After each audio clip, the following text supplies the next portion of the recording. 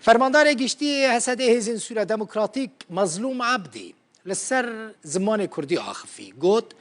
جبوان زمان کردی گلکی گرینگه خطا سوره و او تجاران به حکومت سوری را بازار لسر زمان کردی نکن دبکو دبیجه دوار سیاسی دا هنک تاویزان بدن حکومتی لی دوار پرورده به زمان کردی دا او تو تاویزان نادن حکومت سوری مظلوم عبدی گوت راستی تعالی دبیجه لی دوی مروف اشکره بکه هین دناوا جواکه دا داخوازه لسر زمان کردی کمه و پیوسته جخلکه دخوازه که گرینگی بدن زمان کردی و برهمین به زمان کردی لروج آوای کردستان زیده ورم پیشکش کردن مجال هری اساسی كنا تدا يعني مش وكي خطه مي صوره كم تدا تعويض نادن مثلا ما في پرورده زمانی کردیه رژیم بحث این قبول نکه هند ودا اصرار دکه هند خوازه زمان عربی اساس به هند خوازه مفردات عربی او بر او اساس ورنگرتن لبله يعني أوا ما فيكي تبعي زاروكي كردن إجواكا كرده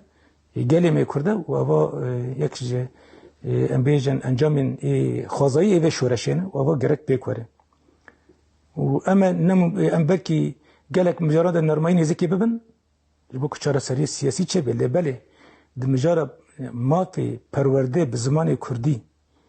ده روجاوي كردستان ده أما تجارن تدا تعويض ندن أبا خطأ مسورة يعني برهمی بزمانی کردی هین کیمن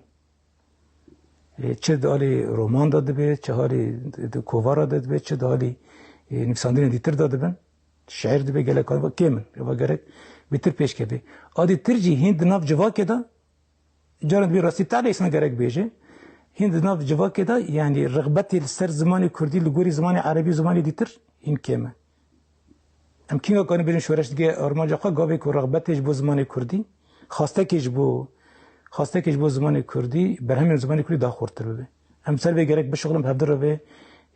دوی پسکری که چاره سر بکن و زمان کردی بیل کش طرف جوا که داد خواسته که خدا خورتر ده بیتر پیش که